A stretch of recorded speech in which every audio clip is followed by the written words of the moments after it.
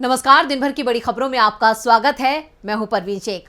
आज इस बुलेटिन में बात होगी पीएम मोदी की मुश्किलों में इजाफा करते राहुल गांधी की, कांग्रेस के काले लिबास से डरी बीजेपी की, बात करेंगे सुप्रीम कोर्ट पहुंचे एनसीपी सांसद की, बिल्किस बानो मामले में आए नए मोड़ की, जानेंगे क्यों जेडीएस के साथ कांग्रेस के गठबंधन से डर रही है बीजेपी, कैसे जेपी नड्डा के बयान ने बढ़ाई बीजेपी की मुश्किलें, और बुलेटिन के आखिर में बात होगी गुलाम नबी आजाद की कांग्रेस में वापसी के कयासों की। लेकिन तमाम बड़ी खबरों से पहले एक नजर सुर्खियों पर। लोकसभा सदस्यता जाने के बाद राहुल गांधी को खाली करना होगा 12 तुगलक रोड का सरकारी बंगला। लोकसभा की हाउस कमेटी ने किया नोटिस जारी, 22 अप्रैल तक की दी मोहलत। ओबीसी आरक्षण के साथ ही होंगे यूपी निकाय चुनाव, सुप्रीम कोर्ट से मिली हरी झंडी, जल्द जारी होगी अधिसूचना। हरियाणा में चुनाव से पहले बीजेपी, जेजेपी, आईएनएलडी और आप को लगा झटका, कांग्रेस में शामिल हुए 3 पूर्व विधायक समेत 56 नेता। बढ़त के साथ बंद हुआ शेयर बाजार, सेंसेक्स 127 अंकों की तेजी के साथ 57,654 पर हुआ बंद, निफ्टी 41 अंकों की तेजी के साथ 16,986 पर हुआ बंद। ये तो थी सुर्खियां और अब बात आज की सबसे बड़ी खबर की। राहुल गांधी आज भले ही सांसद ना हो, लेकिन उनके तेवरों में कोई कमी नहीं आई है। आज भी राहुल गांधी ने बेधड़क मोदी सरकार पर जोरदार हमला बोला है। कांग्रेस के देशव्यापी विरोध प्रदर्शन के बीच राहुल गांधी ने एक बार फिर पीएम मोदी पर निशाना साधा है। तो कैसे पीएम की मुश्किलों में इजाफा कर रहे हैं राहुल गांधी, देखते हैं ये रिपोर्ट। राहुल गांधी ये बात कई बार कह चुके हैं कि किसी से डरो नहीं, डरो मत। आज फिर राहुल ने इस बात को सच साबित करते हुए मोदी सरकार पर बड़े आरोप लगाए हैं।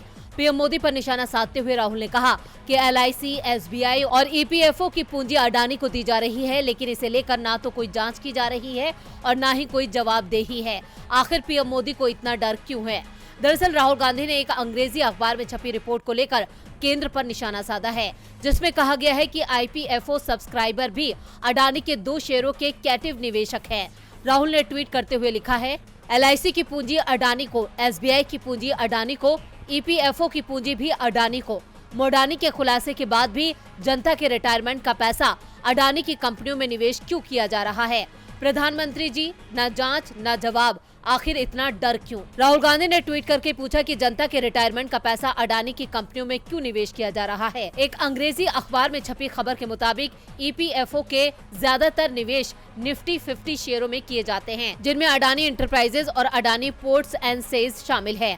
हालांकि ये हिंडनबर्ग की रिपोर्ट आने के बाद डूब गए हैं। हाल ही में राहुल गांधी ने कहा था कि मुझे फर्क नहीं पड़ता कि मैं संसद के अंदर हूं या बाहर हूं, मुझे अपनी तपस्या करनी है, मैं उसे करके दिखाऊंगा। ये मुझे मारे, पीटे या जेल में डाले, लेकिन मैं अपनी तपस्या जारी रखूंगा। ये पूरा ड्रामा है जो प्रधानमंत्री को एक साधारण सवाल से बचाने के लिए किया गया है। अडानी की शेल कंपनियों में 20,000 करोड़ रुपए किसके गए? मैं इन धमकियों, अयोग्यताओं या जेल की सजा से डरने वाला नहीं हूँ। आपको बता दें कि राहुल गांधी पर आए सूरत कोर्ट के फैसले को बड़ी अदालत में चुनौती देने के लिए भी कांग्रेस ने अपनी तैयारी पूरी कर ली है। अब राहुल गांधी के इस नए वार पर बीजेपी क्या जवाब देती है, ये देखना दिलचस्प होगा। राहुल गांधी बीजेपी के साथ आर पार की लड़ाई का मन बना चुके हैं। राहुल के इन तेवरों ने बीजेपी की चिंता को और बढ़ा दिया है। चिंता तो कांग्रेस के नेतृत्व में एकजुट हो रहे विपक्ष ने भी बीजेपी की बढ़ा दी है। आज कांग्रेस के साथ तमाम विपक्षी दलों ने संसद से सड़क तक मोदी सरकार के खिलाफ ब्लैक मार्च निकाला। इस मार्च में तमाम विपक्षी दलों के साथ टीएमसी ने भी काले कपड़े पहनकर मोदी सरकार के खिलाफ हल्ला बोल किया। देखते हैं ये रिपोर्ट। संसद में आज नजारा बदला बदला दिखाई दे रहा था। बीजेपी जो अब तक राहुल गांधी की माफी की मांग पर हंगामा मचाए हुए थी, पूरी तरह से बैकफुट पर दिखाई दे रही थी, तो विपक्षी दल सरकार के खिलाफ हल्ला बोल किए हुए थे। कांग्रेस के सांसद काले लिबास में पहुंचे थे और राहुल गांधी की सदस्यता रद्द किए जाने का विरोध कर रहे थे। लोकसभा स्पीकर के सामने काले कपड़े लहराए गए। राहुल गांधी और अडानी मामले में विपक्ष ने सदन में ब्लैक प्रोटेस्ट किया। सोनिया गांधी भी काले कपड़े पहनकर संसद पहुंची। सुबह 11 बजे जैसे ही दोनों सदनों की कार्रवाई शुरू हुई, विपक्ष ने अडानी मामले में जेपीसी गठन को लेकर नारेबाजी शुरू कर दी। इससे राज्यसभा की कार्रवाई को 2 बजे तक और लोकसभा की कार्रवाई को 4 बजे तक के लिए स्थगित कर दिया गया। लेकिन जब दोबारा कार्रवाई शुरू हुई तो सदन के अंदर का नजारा नहीं बदला, जिसके बाद कार्रवाई दिन भर के लिए स्थगित कर दी गई। इसके बाद कांग्रेस अध्यक्ष मल्लिकार्जुन खड़गे ने कहा, हम काले कपड़ों में क्यों आए हैं? हम दिखाना चाहते हैं कि पीएम मोदी इस देश में लोकतंत्र को खत्म कर रहे हैं। पहले उन्होंने स्वायत्त संस्थाओं को खत्म किया, इसके बाद जहां जहां जिसने चुनाव जीता उसे डरा धमकाकर पीएम ने अपनी सरकार बनवाई। जो लोग उनके आगे नहीं झुके, उन्हें झुकाने के लिए ईडी और सीबीआई का इस्तेमाल किया। विपक्ष ने संसद से विजय चौक तक मार्च निकाला। इस दौरान उन्होंने सत्यमेव जयते का बैनर और सेव डेमोक्रेसी के पोस्टर थाम रखे थे। इससे पहले कांग्रेस अध्यक्ष ने ट्वीट किया, लोकतंत्र के लिए काला अध्याय, पहली बार सत्ता पक्ष संसद को ठप कर रहा है। क्यों? क्योंकि मोदी जी के परम मित्र के काले कारनामे उजागर हो रहे हैं। एकजुट विपक्ष जेपीसी की मांग पर कायम रहेगा। कांग्रेस के साथ विरोध प्रदर्शन में टीएमसी के सांसद भी दिखाई दिए। राहुल की संसद सदस्यता जाने के बाद से टीएमसी और कांग्रेस के बीच करीबी आती दिख रही है। दूसरी ओर कांग्रेस की ओर से सूरत की निचली अदालत के फैसले को चुनौती देने की तैयारी हो गई है। बुधवार को राहुल गांधी की ओर से सूरत के सिविल कोर्ट में लोअर कोर्ट के फैसले को चुनौती दी जाएगी। कांग्रेस के हल्लाबोल से बीजेपी बैकफुट पर है, तो लक्षद्वीप के पूर्व सांसद मोहम्मद फैजल पर आए हाईकोर्ट के फैसले से लोकसभा सचिवालय बैकफुट पर है। लक्षद्वीप के पूर्व सांसद मोहम्मद फैजल के अयोग्यता का मामला अब सुप्रीम कोर्ट पहुंच चुका है। इस मामले को लेकर कल सुनवाई होगी। फैजल ने याचिका दायर की है जिसमें उन्हें अयोग्य ठहराने के फैसले को वापस लेने के लोकसभा सचिवालय के इनकार को चुनौती दी गई है। लक्षद्वीप के पूर्व सांसद मोहम्मद फैजल ने अपनी संसद सदस्यता वापसी के लिए सुप्रीम कोर्ट का दरवाजा खटखटाया है। पूर्व सांसद मोहम्मद फैजल ने लोकसभा से अपनी अयोग्यता को चुनौती देने वाली याचिका पर सुप्रीम कोर्ट से सुनवाई की मांग की है और मंगलवार को इस पर सुनवाई के लिए सुप्रीम कोर्ट तैयार हो गया है। आज मुख्य न्यायाधीश DY चंद्रचूड़ और न्यायमूर्ति PS नरसिम्हा और JB पारदीवाला की पीठ ने लक्षद्वीप के पूर्व सांसद की ओर से पेश वरिष्ठ अधिवक्ता अभिषेक मनु सिंघवी की दलीलों को सुना। सिंघवी ने कहा कि केरल हाई कोर्ट में सजा पर रोक के बावजूद उन्हें सांसद के रूप में बहाल नहीं किया गया है। एनसीपी नेता की ओर से पेश सिंघवी ने कहा कि इस साल जनवरी में स्थानीय कवर रत्ती सेशन कोर्ट ने दोषी ठहराए जाने और 10 साल की सजा सुनाए जाने के तुरंत बाद लोकसभा ने फैजल को एक सांसद के रूप में अयोग्य घोषित कर दिया था, लेकिन हाई कोर्ट के आदेश के बावजूद उनकी सदस्यता अभी तक बहाल नहीं की गई है, जबकि अदालत ने सजा पर रोक लगा दी है। इस मामले को लेकर मंगलवार को सुप्रीम कोर्ट में सुनवाई होगी। ऐसे में देखना होगा कि कल कोर्ट क्या फैसला सुनाती है। इससे पहले चुनाव आयोग ने 30 जनवरी को घोषणा की थी कि वो लक्षद्वीप संसदीय क्षेत्र के उपचुनाव पर रोक लगा रहा है, क्योंकि केरल हाई कोर्ट ने मोहम्मद फैजल पर लगाई गई सजा पर रोक लगा दी है। आयोग ने कहा कि मामले पर विचार करने के बाद केरल हाई कोर्ट द्वारा 25 जनवरी 2023 को पारित आदेश को ध्यान में रखते हुए उपचुनाव कराने के लिए अधिसूचना जारी करने को टालने का फैसला किया गया है। फैजल के मामले पर सुप्रीम कोर्ट का क्या रुख रहता है, इस पर सबकी नजरें हैं। नजरें तो आज बिल्किस बानो मामले को लेकर भी सुप्रीम कोर्ट पर टिकी हुई थी। सुप्रीम कोर्ट ने आज सुनवाई करते हुए मोदी सरकार से जवाब मांगा है। कोर्ट ने 11 आरोपियों की रिहाई का आधार बताने को कहा है। और क्या कुछ हुआ कोर्ट में आज, देखते हैं ये रिपोर्ट। बिल्किस बानो केस में आज सुप्रीम कोर्ट में सुनवाई हुई। सुनवाई के दौरान केंद्र और गुजरात की सरकार को सुप्रीम कोर्ट ने कड़ी फटकार लगाते हुए नोटिस जारी किया है। बिल्किस बानो के 11 दोषियों की रिहाई को लेकर सुप्रीम कोर्ट ने केंद्र और राज्य सरकार को नोटिस जारी कर दिया है। जस्टिस KM जोसेफ और जस्टिस BV नागरत्ना की बेंच ने इस अपराध को भयावह बताया है। सुप्रीम कोर्ट ने केंद्रीय गृह मंत्रालय को दोषियों की रिहाई की अनुमति से जुड़ी फाइल तैयार रखने को कहा। सुनवाई के दौरान सुप्रीम कोर्ट ने कहा कि ये कोर्ट तय करेगा कि सजा में छूट पर फैसला लेने के लिए उपायुक्त प्राधिकारी कौन है। अदालत तय करेगी कि ये गुजरात है या महाराष्ट्र है। हम 18 अप्रैल को इस मामले में पूरे तरीके से सुनवाई करेंगे। बिल्किस बानो ने अपनी याचिका में कहा, दोषियों की समय से पहले रिहाई न केवल मेरी और बड़ी हो चुकी बेटियों, उसके परिवार के लिए, बल्कि राष्ट्रीय और अंतर्राष्ट्रीय स्तर पर पूरे समाज के लिए एक झटका है।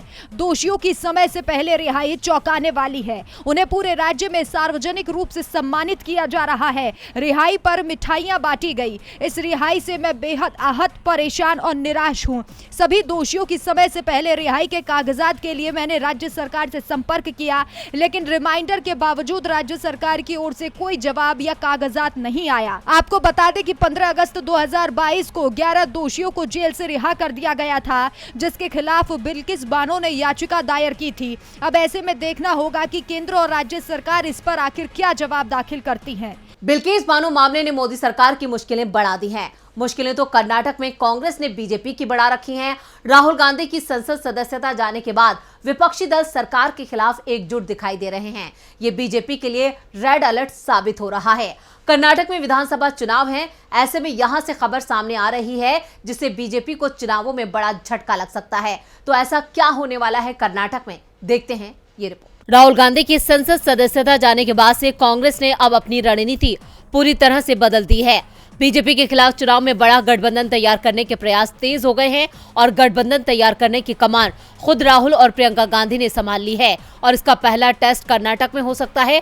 कर्नाटक में अभी तिकोना मुकाबला माना जा रहा है और कांग्रेस की कोशिश है कि इसे आमने सामने का मुकाबला बना दिया जाए। जी हां, कर्नाटक में अब कांग्रेस ने जेडीएस के साथ गठबंधन करने के संकेत दिए हैं। दावा किया जा रहा है कि कुमारस्वामी के साथ बातचीत शुरू हो गई है और उन्होंने भी गठबंधन को लेकर पॉजिटिव संकेत दिया है। हाल ही में कर्नाटक के तमाम टीवी चैनलों के जो सर्वे सामने आए थे उसमें कांग्रेस को सबसे बड़ी पार्टी के रूप में उभरते हुए बताया गया है, लेकिन कांग्रेस राज्य में किसी भी तरीके का रिस्क लेने को तैयार नहीं है और वो बीजेपी को पूरे मुकाबले से ही बाहर करने की रणनीति पर काम कर रही है। कांग्रेस कर्नाटक में अभी तक विधानसभा की 124 सीटों पर उम्मीदवार घोषित कर चुकी है। बची हुई सीटों पर उम्मीदवारों की घोषणा पार्टी ने फिलहाल टाल दी है। कोशिश ये है कि जेडीएस के साथ भले ही अनौपचारिक समझौता हो, लेकिन इसकी पहल होनी चाहिए। इस बातचीत की कमान खुद राहुल गांधी और प्रियंका गांधी ने संभाली हुई है। ऐसे में अगर कांग्रेस और जेडीएस का गठबंधन होता है तो फिर राज्य में बीजेपी की स्थिति बेहद खराब हो सकती है। कर्नाटक की सियासत में फिलहाल कांग्रेस ने बीजेपी पर बढ़त बना रखी है, तो वहीं मध्य प्रदेश में बीजेपी के अपने ही उसकी नैया डुबोने में जुटे हैं। मध्य प्रदेश बीजेपी को लेकर अध्यक्ष जेपी नड्डा का बड़ा बयान सामने आया है। तो क्या कहा है नड्डा ने, देखते हैं ये रिपोर्ट। मध्य प्रदेश में बीजेपी ने विधानसभा चुनाव के प्रचार की शुरुआत कर दी है। चुनाव अक्टूबर-नवंबर में होगा, लेकिन पार्टी अभी से ही चुनावी मोड में आ गई है। लेकिन पार्टी के अंदर की गुटबाजी ने चिंता बढ़ा दी है। भोपाल पहुंचे पार्टी अध्यक्ष जेपी नड्डा ने ही इस पर सवाल उठा दिए। पार्टी नेताओं के साथ 2.5 घंटे तक चली बैठक में नड्डा ने कहा, ये सलाहकार समिति नहीं बल्कि एग्जीक्यूट करने वाली कमेटी है, लेकिन यहाँ टीम वर्क दिखाई नहीं दे रहा है। काम तभी बेहतर होगा जब टीम के रूप में काम करे। पार्टी अध्यक्ष ने कहा कि विधानसभा चुनाव का ब्लूप्रिंट होना चाहिए, वो अभी बना ही नहीं है, इसे जल्द बनाओ और इसे लागू करो। उन्होंने कहा कि कोर कमेटी की बैठक हर 15 दिन में होनी चाहिए, लेकिन ये 1.5 महीने में हो रही है। नड्डा के साथ बैठक में प्रदेश के सीएम शिवराज सिंह चौहान और प्रदेश अध्यक्ष वीडी शर्मा, केंद्रीय मंत्री नरेंद्र सिंह तोमर, ज्योतिरादित्य सिंधिया, कैलाश विजयवर्गीय और राष्ट्रीय सह संगठन महामंत्री शिव प्रकाश और प्रदेश प्रभारी मुरलीधर राव भी थे। बैठक में शिवराज सरकार पर तंज कसते हुए उन्होंने कहा, तंत्र पर विकास कम किया जाए, कार्यकर्ता पर विश्वास करना ज्यादा ठीक है। दरअसल प्रदेश में पिछले 1 साल से सीएम शिवराज सिंह चौहान की कुर्सी को लेकर सवाल उठ रहे हैं और गुजरात हिमाचल प्रदेश चुनाव के बाद तो इन सवालों में और तेजी आ गई है। दावा तो यहाँ तक होने लगा था कि मध्य प्रदेश में भी सीएम बदला जा सकता है, जिस कारण से तमाम नेता सीएम पद की कतार में खड़े हो गए और इसका नुकसान बीजेपी को जमीन पर होता दिख रहा है। और बुलेटिन के आखिर में आज गुलाम नबी आजाद के बयान के संसद से अयोग्य ठहराए जाने पर राहुल गांधी को कांग्रेस के पूर्व नेता और डेमोक्रेटिक प्रोग्रेसिव आजाद पार्टी के अध्यक्ष गुलाम नबी आजाद का समर्थन मिला है। आजाद ने इसे गलत बताते हुए कहा कि ये लोकतंत्र के लिए शुभ संकेत नहीं है। वहीं उन्होंने कहा कि इससे कांग्रेस को और मजबूती मिलेगी। अब गुलाम नबी आजाद के इस बयान से उनके कांग्रेस में वापसी के कयास लगाए जा रहे हैं। तो क्या है पूरी खबर, देखते हैं ये रिपोर्ट। राहुल गांधी की संसद सदस्यता रद्द होने के बाद से डेमोक्रेटिक प्रोग्रेसिव आजाद पार्टी के अध्यक्ष गुलाम नबी आजाद ने राहुल गांधी को लोकसभा से अयोग्य ठहराए जाने को गलत बताते हुए कहा कि ये लोकतंत्र के लिए शुभ संकेत नहीं है। राहुल गांधी को सूरत की अदालत ने साल 2019 के मानहानि मामले में 2 साल की जेल की सजा सुनाई थी। इसके बाद उन्हें लोकसभा की सदस्यता से अयोग्य घोषित कर दिया गया, जिसका कांग्रेस के पूर्व नेता ने विरोध करते हुए कहा कि मैं इसके खिलाफ हूं, चाहे वो राहुल गांधी हो या फिर लालू प्रसाद यादव या कोई भी अन्य सांसद या विधायक। ये बात गलत है, ये न्याय के खिलाफ है कि एक तरफ न्यायाधीश ने फैसला सुनाया और दूसरी तरफ सांसद या विधायक को अयोग्य घोषित कर दिया गया। आजाद ने राहुल गांधी का समर्थन करते हुए कहा कि पहले ये नियम था कि जब तक अंतिम अदालत उसे सजा नहीं सुनाती तब तक उसे अयोग्य घोषित नहीं किया जाता। ये लोकतंत्र के लिए ठीक नहीं है। पहले लालू प्रसाद यादव को अयोग्य करार दिया गया था और अब राहुल गांधी को। इस तरह पूरी संसद और विधानसभाएं खाली हो जाएंगी। राजनीतिक नेताओं के लिए एक अलग मानदंड होना चाहिए। गुलाम नबी आजाद ने मोदी सरकार पर निशाना साधते हुए कहा कि जम्मू कश्मीर प्रशासन का ये दावा पूरी तरीके से गलत है कि वो युवाओं के लिए रोजगार के भरपूर अवसर पैदा कर रहा है। उन्होंने कहा कि प्रशासन स्थानीय लोगों से उनकी जमीन छीन रहा है। गुलाम नबी आजाद के इस बयान के बाद उनके कांग्रेस में वापसी के फिर से कयास लगाए जा रहे हैं, लेकिन कांग्रेस की तरफ से अभी तक इस पर कोई भी प्रतिक्रिया नहीं आई है। तो आज इस बुलेटिन में बस इतना ही। देखते रहिए DB लाइव। नमस्कार।